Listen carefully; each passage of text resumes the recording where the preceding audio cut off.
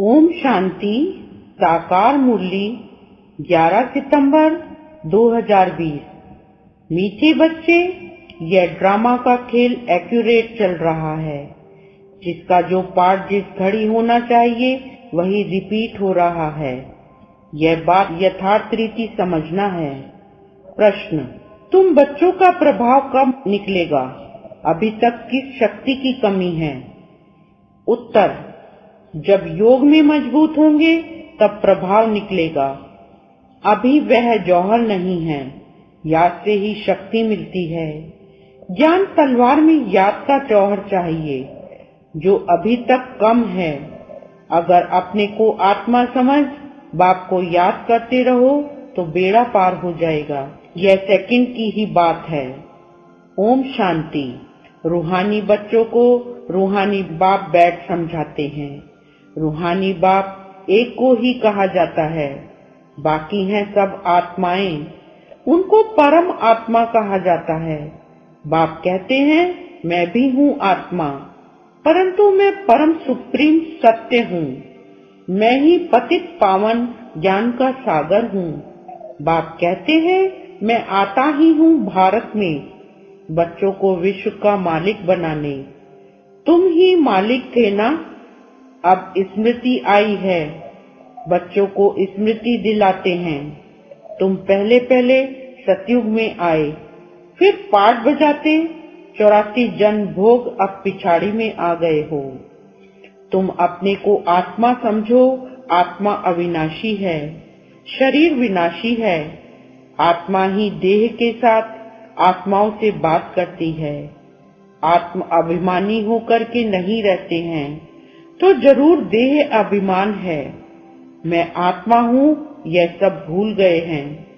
कहते भी हैं पाप आत्मा, पुण्य आत्मा, महान आत्मा। वह फिर परमात्मा तो बन नहीं सकते। कोई भी अपने को शिव कह ना सके। शरीरों के शिव नाम तो बहुत के हैं। आत्मा जब शरीर में प्रवेश करती है तो नाम पड़ता है, क्योंकि शरीर से ही पाठ बजाना होता है। तो मनुष्य फिर शरीर के भान में आ जाते हैं। मैं फलाना हूँ, अभी समझते हैं हाँ मैं आत्मा हूँ। अभी 84 का पाठ बजाया है। अभी हम आत्मा को जान गया हूँ। हम आत्मा सतो प्रधान थी, फिर अभी तमो प्रधान बनी हूँ। बाप आते ही तब हैं जब सब आत्माओं पर कट लगी हुई है। जैसे सोने में खाद पड़ती है ना। तुम पहले सच्चा सोना हो, फिर चांदी, तांबा, लोहा पड़कर तुम बिल्कुल काले हो गए हो। यह बात और कोई समझा ना सके।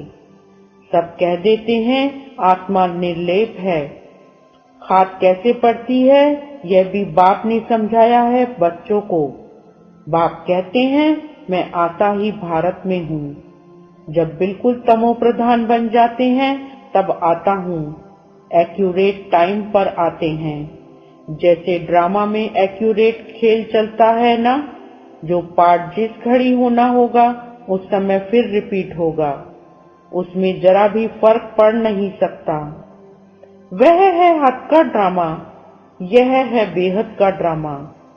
यह सब बहुत महीन समझने की बातें हैं। बाप कहते हैं तुम्हारा जो पाठ बजा वह ड्रामा अनुसार। कोई भी मनुष्य मात्र न रचयिता को न रचना के आदि मध्य अंत को जानते हैं। ऋषि मुनि भी नेति नेति करते गए। अब तुमसे कोई पूछे रचयिता और रचना के आदि मध्य अंत को जानते हो तो तुम झट कहेंगे हाँ। सो भी तुम सिर्फ अभी जान सकते हो, फिर कभी नहीं। बाबा ने समझाया है तुम ही रचयिता और रचना के आदि मध्य अंत को जानते हो। अच्छा, यह लक्ष्मी नारायण का राज्य कब होगा यह जानते होंगे? नहीं, इनमें कोई ज्ञान नहीं। यह तो वंडर है। तुम कहते हो हमारे में ज्ञान है। यह भी तुम समझते हो बाप का पाठ ही एक बार का है। तुम्हारी एम ऑब्जेक्ट ही है यह लक्ष्मी नारायण बनने की। बन गए फिर तो पढ़ाई की दरकार नहीं रहेगी। बैरिस्टर बन गया सो बन गया। बाप जो पढ़ाने वाला है उनको याद तो करना चाहिए। तुमको सब सहज कर दिया है। बाबा बार बार तुम्हें कहते हैं, पहले अपने को आत्मा समझो, मैं बाबा का हूँ। पहले तुम नास्तिक थे, अभी आस्तिक बने हो। इन लक्ष्मी नारायण ने भी आस्तिक बनकर ही यह वर्षा लिया है जो अभी तुम ले रहे हो। अभी तुम आस्तिक बन रहे हो। आस्तिक नास्तिक ये अक्षर इस समय के हैं। वहाँ ये अक्षर ही नहीं, पूछने की बात ही नहीं रह सकती। यहाँ प्रश्न उठते हैं तब तो पूछते हैं, रस्ता और रचना को जानते हो? तो कह देते नहीं। बाप ही आकर अपना परिचय देते हैं और रचना के आदि मध्य अंत का राज समझाते हैं। बाप है बेहद का मालिक रास्ता। बच्चों को समझाया गया है और धर्म स्थापक भी यहाँ जरूर आते हैं। तुमको साक्षात्कार कराया था। इब्राहिम, क्राइस्ट आदि कैसे आते हैं? वह तो पिछाड़ी में जब बहुत आवाज निकलेगा तब आएंगे। बाप कहते हैं, बच्चे देह सहित देह के सब धर्मों को त्याग मुझे याद करो। अभी तुम सम्मुख बैठे हो, अपने को देह नहीं समझना है। मैं आत्मा हूँ, अपने को आत्मा समझ बाप को याद करते रहो तो बेड़ा पार हो जाएगा। सेकंड की बात है, मुक्ति में जाने के लिए ही भक्ति आधा कल्प करते हैं, लेकिन कोई भी आत्मा वापस जा नहीं सकती। 5000 वर्ष पहले भी बाप ने यह समझाया था, अभी भी समझाते हैं। श्री कृष्ण ये बातें समझा नहीं सकते, उनको बाप भी नहीं कहेंगे। बाप है लौकिक, अलौकिक और पारलौकिक। हद का बाप लौकिक, बेहद का बाप है पारलौकिक आत्माओं का। और एक यह है संगम युगी वंडरफुल बाप, इनको अलौकिक कहा जाता है। प्रजापिता ब्रह्मा को कोई याद नहीं करते। वह हमारा ग्रेट ग्रेट ग्रैंडफादर है, यह बुद्धि में नहीं आता है। कहते भी हैं आदि देव एडम, परंतु कहने मात्र। मंदिरों में भी आदि देव का चित्र है ना। तुम वहां जाएंगे तो समझेंगे यह तो हमारा यादगार है। बाबा भी बैठे हैं, हम भी बैठे हैं। यहाँ बाप चैतन्य में बैठे हैं, वहाँ जड़ चित्र रखे हैं। ऊपर में स्वर्ग भी ठीक है। जिन्होंने मंदिर देखा है वे जानते हैं कि बाबा हमको अब चैतन्य में राजयोग सिखा रहे हैं, फिर बाद में मंदिर बनाते हैं। यह स्मृति में आना चाहिए कि यह सब हमारे यादगार हैं। यह लक्ष्मी नारायण अब हम बन रहे हैं, थे, फिर सीढ़ी उतरते आए हैं। अब फिर हम घर जाकर राम राज्य में आएंगे। पीछे होता है रावण राज्य। फिर हम वाम मार्ग में चले जाते हैं। बाप कितना अच्छी रीति समझाते हैं। इस समय सभी मनुष्य मात्र पतित हैं, इसलिए पुकारते हैं, हे पतित पावन, आकर हमको पावन बनाओ, दुख हर कर सुख का रास्ता बताओ। कहते भी हैं भगवान जरूर कोई वेश में आ जाएगा। अब कुत्ते बिल्ली ठिक्कर भित्तर आदि में तो नहीं आएंगे। गाया हुआ है भाग्यशाली रथ पर आते हैं। बाप खुद कहते हैं, मैं इस साधारण रथ में प्रवेश करता हूँ। यह अपने जन्मों को नहीं जानते हैं, तुम अभी जानते हो। इनके बहुत जन्मों के अंत में जब वानप्रस्थ अवस्था होती है तब मैं प्रवेश करता हूँ। भक्ति मार्ग में पांडवों के बहुत बड़े बड़े चित्र बनाए हैं। रंगून में बुद्ध का भी बहुत बड़ा चित्र है। इतना बड़ा कोई मनुष्य होता थोड़ी ही है। बच्चों को तो अब हंसी आती होगी। रावण का चित्र कैसा बनाया है। दिन प्रतिदिन बड़ा करते जाते हैं। यह क्या चीज है जो हर वर्ष जलाते हैं। ऐसा कोई दुश्मन होगा, दुश्मन का ही चित्र बनाकर जलाते हैं।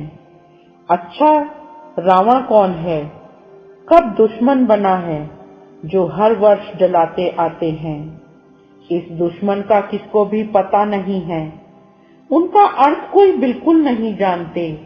बाप समझाते हैं वह है ही रावण संप्रदाय, तुम हो राम संप्रदाय। अब बाप कहते हैं ग्रस्त व्यवहार में रहते कमल फूल समान बनो और मुझे याद करते रहो। कहते हैं बाबा हंस और बगले इकट्ठे कैसे रह सकते हैं, खिटखिट होती है सो तो जरूर होगा, सहन करना पड़ेगा। इसमें बड़ी युक्तियां भी हैं।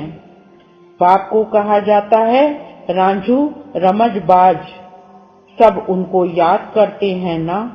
हे भगवान दुख हरो, रहम करो, लिबरेट करो। वो लिबरेटर बाप सबका एक ही है।